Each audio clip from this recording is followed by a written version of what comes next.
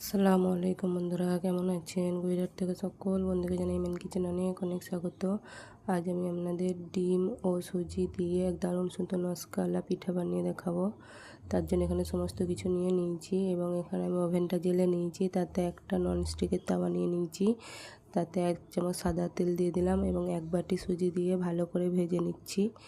এই দেখুন ভাজা হয়ে গেছে। তাতে আমি পরিমাণ মতো লবণ দিলাম এবং ছোটো বাটির 1 বাটি চিনি দিয়ে দিলাম, দিয়ে আবারও ভালো করে নিলাম। এরপর ছোটো বাটির 1 বাটি আমল দুধ বা মিল্ক পাউডার দিয়ে দিলাম, দিয়ে আবারও ভালো করে নেড়ে নিলাম। এরপর ছোটো বাটির হাফ বাটি ময়দা দিলাম, দিয়ে ভালো করে নেড়ে নিলাম। এরপর 1 বাটি দুধ দিলাম, দিয়ে একসাথে সব ভালো করে মিক্সড করে নেব।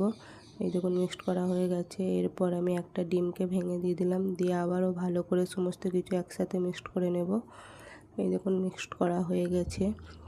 এবার এটাকে আমি ভালো করে নেড়ে নেব, আস্তে আস্তে শক্ত হয়ে যাবে। ওপর থেকে ঘি দিয়ে দিলাম, দিয়ে আবারও আমি ভালো করে নেড়ে নিচ্ছি। এই দেখুন আস্তে আস্তে ডো কেমন একটা শক্ত ডোয়ের মতো হয়ে যাচ্ছে এবং এটা হয়ে গেছে। আমি নামিয়ে নিলাম, নামিয়ে নিয়ে এটাকে আমি ঠান্ডা করে নিচ্ছি।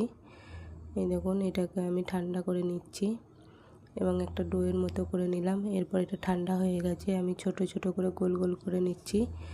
এই দেখুন গোল গোল করে নিচ্ছি এবং একটা কাঠি নিয়েছি, কাঠির সাহায্যে আমি চারদিকটা এঁকে নিলাম এবং একটা কাঁচির সাহায্যে আমি একটা ফুলের শেপ দিয়ে দিলাম।